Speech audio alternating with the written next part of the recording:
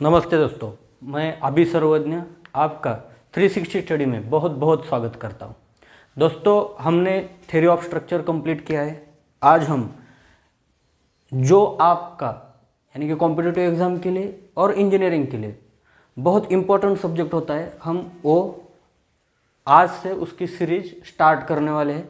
जो कि महाराष्ट्र में बहुत सारे एग्ज़ाम होने वाले हैं या ओवरऑल इंडिया में बहुत सारे एग्ज़ाम होते हैं, उसमें सबसे हाई वेटेज वाला अगर कोई सब्जेक्ट होता होगा तो वो है जियो टेक्निकल इंजीनियरिंग। और आप उसको उसके यानी कि पैरेलल नेम भी है, यानी कि सॉइल मैकेनिक्स भी बोल सकते हैं, जियो टेक्निकल इंजीनियरिंग बोल सकते हैं, या फाउंडेशन इंजीनियरिंग में भी उसमें आता है, या जियोलॉजी भी उसमें आता है। तो चलो स्टार्ट करते हैं। यानी कि पहले हम कोई भी सिलेबस यानी कि कोई भी सब्जेक्ट देखने से पहले हम उसका सिलेबस देखेंगे। देखिए, हम इसमें क्या क्या कवर करने वाले हैं। ठीक है, मैंने जो बोर्ड में सब कुछ ये लिखा है हमको उतना लेना है, लेकिन ये जो सिलेबस है अगर आप इसको अच्छी तरह से देखोगे यानी कि डीपली स्टडी करोगे तो इसको 2 साल भी लग सकते हैं स्टडी करने के लिए। लेकिन हमको क्या करना है, हमको इतना सारा नहीं पढ़ना, हमको यानी गधा बनकर काम नहीं करने का। जो भी करना है, जो एग्ज़ाम में पूछते हैं, जो एमसीक्यू के लिए जो इम्पोर्टेंट है वही हम क्या करेंगे, वही उसका स्टडी हम इसमें करने वाले हैं। देखिए, ये बहुत सारे पॉइंट दिख रहे हैं, ये चैप्टर के नेम है, ये पूरे यूनिट्स है, 10 यूनिट्स है। 10 यूनिट्स में पूरा सॉइल मैकेनिक्स आपका कवर हो जाता है।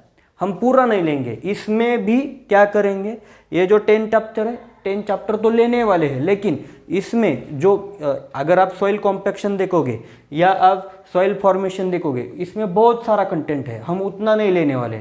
जो सिलेक्टिव है, जो आपको एग्ज़ाम में यानी कि पूछते हैं, वही हम उसमें कवर करेंगे। देखिए, अब हम देखते हैं इसमें क्या क्या हम कवर करने वाले। देखिए, ये जो सिलेबस है हम किन लोगों के लिए बना रहे हैं। देखिए, कोई भी इंजीनियरिंग की एग्ज़ाम हो, कोई भी जो जेई के लिए हो यानी कि जूनियर इंजीनियरिंग के लिए हो, या आपका असिस्टेंट इंजीनियर के लिए कोई एग्ज़ाम है गवर्नमेंट का, या आपका डिप्लोमा के लिए है। डिप्लोमा भी अब कोविड की वजह से ऑनलाइन ही चल रहा है, बहुत लोगों के डिप्लोमा ऐसे ही निकल जा रही है। कोई भी यानी कि कोई ऑफलाइन पेपर नहीं है, सीधा उठो और घर पर ही एग्ज़ाम दो। ठीक है, उसमें उन लोगों को बधाई जो ऐसे पास हो रहे हैं। देखिए, बहुत सारे हम क्या करेंगे इसमें, सिलेबस कौन कौन सा सिलेबस है ये देखने वाले हैं। देखिए, फर्स्ट वाला है सॉइल फॉर्मेशन। सॉइल फॉर्मेशन मतलब सॉइल कैसे फॉर्म हुआ, सॉइल का ओरिजिन क्या है, सॉइल का डेफिनेशन क्या है, ये इसमें हम देखेंगे। बाद में है प्रॉपर्टीज़ ऑफ सॉइल। सॉइल के कौन कौन से प्रॉपर्टीज़ है, मतलब फॉर एग्जांपल आपको फेज डायग्राम पता होगी, क्लासिफिकेशन ऑफ सॉइल है, बाद में वाइड्स रेशियो है, सैचुरेशन रेशियो है, या सेंसिटिविटी है। ये सब हम इसमें प्रॉपर्टीज़ ऑफ सॉइल में देखेंगे। Soil structure and clay mineral, कौन कौन से सॉइल स्ट्रक्चर होते हैं, हनीकॉम्ब सॉइल स्ट्रक्चर है या वर्टिकल सॉइल स्ट्रक्चर है, ये हम इसमें देखेंगे। बाद में देखिए 4th चैप्टर में देखेंगे सॉइल कॉम्पैक्शन। तो सॉइल कॉम्पैक्शन में पूरा चैप्टर देखेंगे सॉइल कॉम्पैक्शन। बाद में प्रिंसिपल एंड इफेक्टिव स्ट्रेस, बहुत इंपॉर्टेंट है soil compaction, principle of effective stress. इसमें एक एक क्वेश्चन आपको पूछते हैं, मतलब सॉइल कॉम्पैक्शन में जो भी हम टेस्ट लेते हैं, प्रॉक्टर टेस्ट होती है या कॉम्पैक्शन टेस्ट, एक IS कोड वाली होती है और एक स्टैंडर्ड कॉम्पैक्शन टेस्ट होती है। उसका यानी कि प्लंजर का हाइट क्या है, कितने लेयर में हम उसको कॉम्पैक्ट करते हैं, उस लेयर की साइज़ कितनी होनी चाहिए, ये सब हम सॉइल कॉम्पैक्शन वाले चैप्टर में देखेंगे। ठीक है, बाद में principle of effective stress, capillarity and permeability.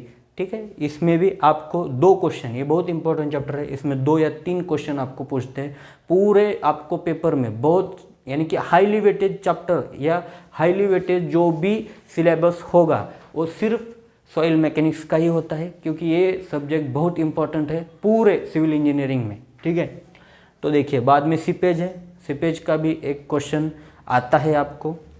Stress distribution in soil, ये भी बहुत इंपॉर्टेंट, स्ट्रेस डिस्ट्रीब्यूशन आपको पूछते हैं एग्जाम में। Soil exploration and stability of slope, soil exploration में आपको वो पूछेंगे, यानी कि जो आप एक्सप्लोरेशन कर रहे हैं डैम के लिए कर रहे हैं तो उसका डेप्थ कितना होना चाहिए, ठीक है। जो भी डैम की हाइट है उसके हाइट के हाफ हम क्या करेंगे, ग्राउंड लेवल के नीचे जाएंगे, उतनी डेप्थ तक एक्सप्लोरेशन करेंगे। ये उसके बहुत सारे कंसेप्ट है, ये हम देखने वाले हैं। बाद में bearing capacity, shallow and deep foundation. Bearing capacity के लिए कौन कौन से हम यानी कि मेथड्स यूज़ करते हैं, प्लेट लोड टेस्ट है, यानी कि ऐसे जो भी मेथड है ये हम देखने वाले हैं इसमें। बाद में shallow and deep foundation. Shallow foundation किसको बोलेंगे, डीप फाउंडेशन किसको बोलेंगे, ठीक है, ये हम इस चैप्टर में कवर करेंगे। देखिए ये जो यानी कि इसमें सबसे इम्पोर्टेंट अगर कौन सा कंसेप्ट होगा तो देखिए आपके जेई के लिए कौन कौन सा इम्पोर्टेंट है, या आपको कोई भी एग्ज़ाम हो, इसमें सबसे इम्पोर्टेंट वाले चैप्टर है bearing capacity, soil exploration, stress distribution, seepage, ये पांचवा चैप्टर, ये फोर्थ वाला chapter, shear strength of soil. सब में जो भी इम्पोर्टेंट है हम उतना ही लेंगे, इफेक्टिवली कवर करेंगे सब कुछ, ठीक है। आप पूरी सीरीज तक बने रहिए। अगर आपको कोई डाउट हो तो आप कमेंट बॉक्स में डाल दीजिए। अगर इसमें भी कोई और कंटेंट आपको चाहिए या मुझसे मिस हुआ होगा तो आप उसको ऐड कर सकते हैं, हम वो भी कंप्लीट करेंगे, ठीक है। हमारा एम यही है, जिन लोगों को कोई भी कोचिंग क्लास, अच्छा कोचिंग क्लास यानी कि वो लगा नहीं पा रहे ड्यू टू और because of any reason, financial reason, और आपको टाइम नहीं है, वो बहुत सारे कंसेप्ट होते हैं या बहुत सारे रीज़न होते हैं, ठीक है। तो हम उन लोगों की हेल्प करना चाहते हैं, सिर्फ हमारा वही मोटो है, ठीक है। तो ये सब कुछ हम इसमें कवर करेंगे। टोटली अगर आपका 100 मार्क का पेपर है, 100 मार्क का पेपर है तो 15 to 20% वेटेज इस सब्जेक्ट को होता है, ठीक है। देखिए दोस्तों, अब हम क्या करेंगे, ओरिजिन, सॉइल फॉर्मेशन वाला चैप्टर देखेंगे। इसमें बहुत सारे इंपॉर्टेंट कंटेंट है जो आपको एग्जाम में पूछते हैं। देखिए डेफिनेशन क्या होगा, सॉइल का डेफिनेशन क्या है, बहुत इंपॉर्टेंट है। पहले देखिए सॉइल होता क्या है। देखिए सॉइल का मतलब यही है जहाँ पर आप प्लांटेशन कर सकते हैं, इसी को हम सॉइल बोलेंगे। अगर प्लांटेशन करना होगा तो क्या चाहिए, देखो बहुत आसान है, डेफिनेशन आप याद में रखिए। देखो प्लांटेशन करना है, प्लांटेशन करने के लिए मिनरल्स चाहिए और क्या होना चाहिए, कोई डीके मैटर चाहिए। मतलब क्या, देखिए डीके और ऑर्गेनिक मैटर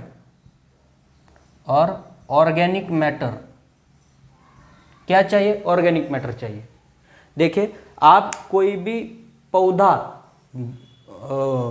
आप यानी कि उगा रहे हैं तो क्या होना चाहिए, प्लांटेशन कर रहे हैं आप, उसमें मिनरल्स होना चाहिए। मिनरल्स होने से क्या होगा, उसकी ग्रोथ अच्छी होगी और बाद में उसको ऑर्गेनिक मैटर भी चाहिए। ऑर्गेनिक मैटर की वजह से क्या होगा, उसका डिके होगा, यानी कि जो भी आप मिनरल्स है या आप कोई फर्टिलाइजर डालते हैं उसके बाद वो क्या होगा, केमिकल एक्शन होगा और उससे क्या होगा आपका, यानी कि जो भी प्लांटेशन किया है वो अच्छी तरह से ग्रो हो सकता है। देखिए हम क्या देख रही है, सॉइल की डेफिनेशन देख रहे हैं। सॉइल की डेफिनेशन क्या है, द अनसीमेंटेनियस मटेरियल, बहुत इंपॉर्टेंट है। देखिए अनसीमेंटेनियस का मतलब क्या है, जो इनर्ट नहीं है। इनर्ट मतलब the material which are cannot be participate in chemical action. मतलब जिस मटेरियल, जो भी मटेरियल कोई भी आपके केमिकल एक्शन में पार्टिसिपेट नहीं होता, इसको आप इनर्ट मटेरियल बोलते हैं। हमको क्या चाहिए, अनसीमेंटेनियस मटेरियल। अनसीमेंटेनियस मटेरियल मीन्स आपको ऐसा मटेरियल चाहिए जो केमिकल एक्शन में पार्टिसिपेट हो, तभी तो क्या हो सकता है, आपका पौधा या आपने जो प्लांटेशन किया है वो अच्छी तरह से ऊपर आ सकता है या ग्रोथ हो सकती है उसकी। देखिए अनसीमेंटेनियस मटेरियल चाहिए मतलब जो पार्टिसिपेट करेगा, सीमेंटेनियस मतलब जो पार्टिसिपेट नहीं करेगा। मतलब आपका सीमेंट है, देखिए आपके सीमेंट पर आप कोई सीड्स सो कीजिए, और उसको यानी कि पानी डालिए, सब कुछ डालिए, वो उसके ऊपर वो नहीं आता, क्योंकि उसमें मिनरल्स नहीं है, उसमें कोई ऑर्गेनिक एक्शन नहीं होती, इसलिए उसमें कोई भी नहीं आता, कुछ भी नहीं आता। तो देखिए क्या चाहिए, अनसिमेंटेनियस मटेरियल हो और जिसमें क्या हो, मिनरल्स हो और ऑर्गेनिक मैटर हो। इस मटेरियल को हम सॉइल बोलते हैं। बहुत आसान है दोस्तों, याद रखिए, द अनसिमेंटेनियस material which content minerals and organic matter is known as soil. बहुत आसान है, देखो आपको समझ में आया होगा। मिनरल्स चाहिए, ऑर्गेनिक मैटर चाहिए और वो अनसिमेंटेनियस होनी चाहिए। ठीक है, वो अनसिमेंटेनियस होनी चाहिए। ये होगी सॉइल की डेफिनेशन। देखिए आप सॉइल मैकेनिक्स देख रहे हैं, तो सॉइल मैकेनिक्स में सबका यानी कि आप उसके पप्पा बोल सकते हैं। सॉइल मैकेनिक्स के पप्पा कौन है, तो डॉक्टर कार्ल तेरज़ागी। कौन है, डॉक्टर कार्ल तेरज़ागी। याद रखिए, कार्ल तेरज़ागी वो सॉइल मैकेनिक्स के फादर है। आपको क्वेश्चन एग्जाम में आता है, सॉइल मैकेनिक्स के पप्पा कौन है, तो कौन है, कार्ल तेरज़ागी, डॉक्टर तेरज़ागी। ठीक है, तो देखिए ये डेफिनेशन हो गई। बाद में देखिए ओरिजिन, सॉइल का ओरिजिन कैसे है, तो देखिए मैं आपको जो बताने जा रहा हूँ वो ध्यान से सुनिए, मेरा एक ना एक वर्ड अच्छी तरह से सुनिए। देखिए अगर आपके पास कोई रॉक है, ये देखिए सॉइल, पहले तो सॉइल किसको कहते हैं, जहाँ तक, देखिए सॉइल किसको कहते हैं, सॉइल का लेयर कितने तक, कितने डेप्थ तक होना चाहिए, ये आपको पता होना चाहिए। मतलब कितना डेप्थ होना चाहिए ऊपर से, आप अगर अर्थ पर हो तो नीचे कब तक आप बोल सकते हैं इसको सॉइल, जहाँ तक प्लांट के रूट्स है, जहाँ तक प्लांट के रूट्स है उस डेप्थ तक आप उसको सॉइल बोल सकते हैं। जहाँ तक आप प्लांटेशन कर सकते हैं, जहाँ पर प्लांटेशन स्टैंड्स है, उस डेप्थ तक हम क्या बोल सकते हैं, उसको सॉइल बोल सकते हैं। देखिए तो ये जो सॉइल है वो कैसे फॉर्म हुई, ये हम देखेंगे। देखो सॉइल फॉर्म होने के लिए क्या होना चाहिए, कुछ तो होना चाहिए। मतलब सॉइल क्या है, it's a mineral and organic matters. तो इसके लिए वो कैसे फॉर्म हुआ, मिनरल्स कैसे तैयार हुआ या ऑर्गेनिक मैटर कैसे तैयार हुआ, उसके पीछे क्या है।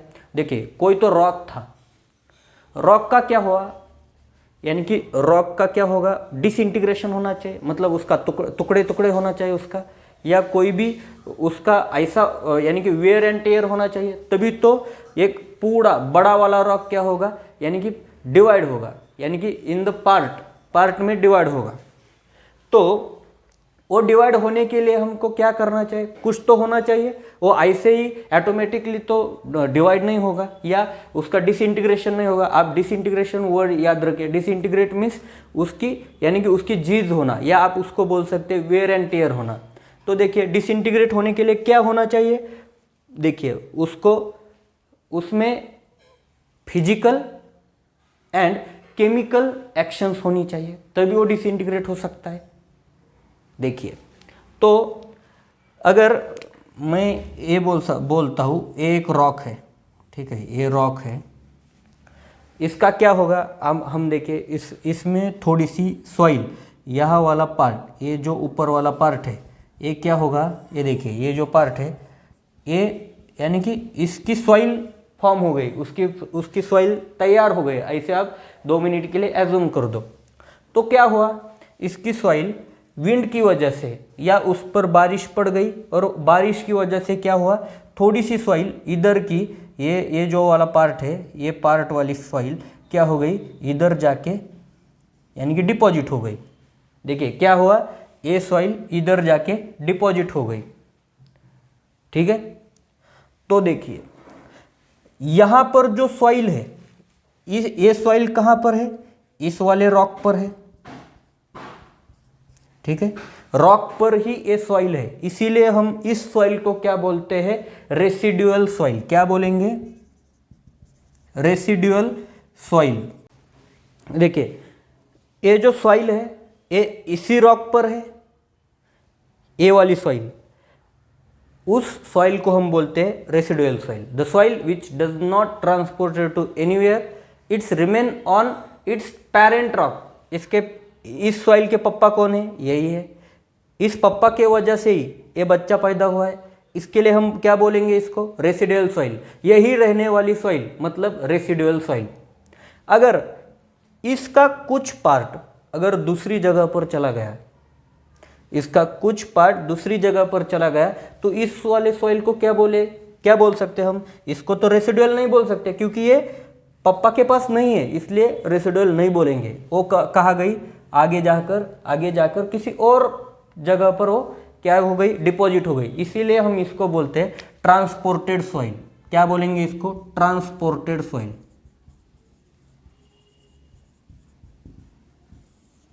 ठीक है, याद रखिए, ये बहुत इंपॉर्टेंट है, इस कंसेप्ट पर भी आपको एग्जाम में क्वेश्चन आता है। देखिए, तो ओरिजिन क्या होगा, दो ओरिजिन हो गए, एक तो ये रेसिडुअल सॉइल होगी, otherwise it should be transported soil. Okay, बाद में देखिए जो भी सॉइल है इसका जियोलॉजिकल साइकिल कैसी होती है, सॉइल की जियोलॉजिकल साइकिल होती है, जैसे हाइड्रोलॉजिकल साइकिल होती है। हाइड्रोलॉजिकल साइकिल का मतलब क्या है, फॉर एग्जांपल ओशियन से वैक्यूम आता है, वैक्यूम के क्लाउड फॉर्म होते हैं, क्लाउड को यानी कि क्लाउड को ब्रीज मिलते हैं, या कूल एयर से क्या होता है, प्रेसिपिटेशन होता है, प्रेसिपिटेशन से रन ऑफ होता है, रन ऑफ जाकर बाद में सी को मिलता है या ओशियन को मिलता है, बाद में ओशियन का यानी कि क्या होगा, वैक्यूम होगा या स्टीम फॉर्म होगी due to sun, due to heat, और बाद में यही क्या होता है, साइकिल चलता रहता है। वैसे ही क्या होता है, सॉइल का भी एक साइकिल होता है, उसको हम क्या बोलेंगे, जियोलॉजिकल साइकिल बोलेंगे। क्या बोलेंगे, याद रखिए, जियोलॉजिकल साइकिल बोलेंगे। और जो भी यानी कि ये नेचर का साइकिल है, यानी कि बारिश पड़ती है, बाद में वो समुंदर को मिल जाती है, बाद में ड्यू टू सन और ड्यू टू हीट उसका स्टीम हो जाता है, स्टीम के क्लाउड हो जाते हैं, क्लाउड का बाद में प्रेसिपिटेशन होता है, बाद में रन ऑफ होता है, बाद में वो ओशियन को मिल जाते हैं, इसको बोलेंगे hydrological cycle. Due to it's related to hydrology, that's why it's called hydrological cycle, and it's related to geology, that's why it's called geological cycle। तो geological cycle क्या है, देखिए पहले क्या होगा, वेदरिंग होगा। वेदरिंग का मतलब इस जो भी फॉर्म हुआ, जो भी आपका सॉइल फॉर्म हुआ due to the rock, due to the decomposition of rock, इसको क्या बोलेंगे, इस प्रोसेस को क्या बोलेंगे, वेदरिंग बोलेंगे। देखिए, the formation of soil of rock due to decomposition process is known as, क्या बोलेंगे इसको, वेदरिंग बोलेंगे। देखिए वेदरिंग का क्या है, देखिए ये अगर आपके पास सॉइल है, एक ये रॉक है, ऐसा एज्यूम कर दीजिए ये रॉक है, रॉक का क्या हुआ, डिकम्पोजिशन हो गया, मतलब वेदरिंग हुआ। ठीक है, बाद में क्या हुआ, ये सॉइल, ये अगर इस जगह पर रहती है सॉइल तो उसको रेसिडुअल सॉइल बोलेंगे, और अगर ये कहीं दूसरी जगह पर जाती है, देखिए ये इधर आकर डिपॉजिट हो गई, तो इसको क्या बोलेंगे, इसको क्या बोलेंगे, ट्रांसपोर्टेड सॉइल। ये है, इसको वेदरिंग बोलेंगे, वेदरिंग, इसको क्या बोलेंगे, ट्रांसपोर्टेशन, और ट्रांसपोर्टेड बोलिए, ट्रांसपोर्टेशन अलग बात है, ट्रांसपोर्टेड यानी कि ये क्या होगा, वेदरिंग हो गई, मतलब सॉइल फॉर्म हो गई, बाद में ये क्या हुआ, ट्रांसपोर्टेड हुआ, यहां पर वो डिपॉजिट हो गई, तो इसको बोलेंगे डिपोजिशन, डिपोजिशन।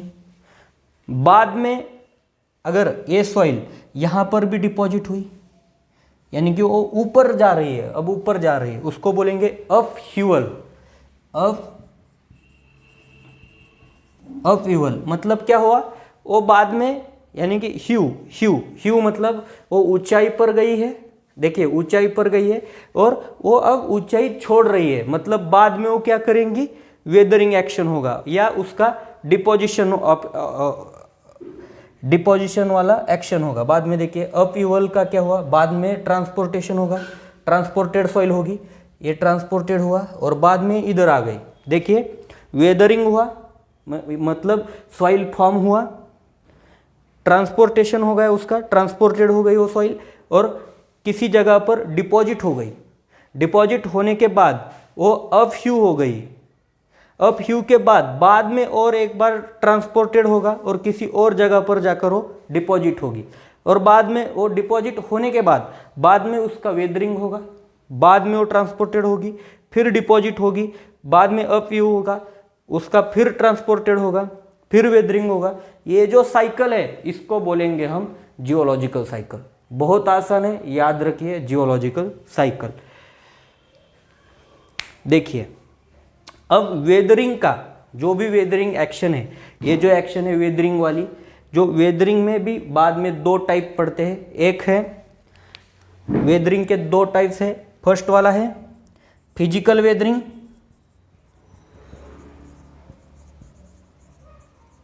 फिजिकल वेदरिंग, और दूसरा है केमिकल वेदरिंग।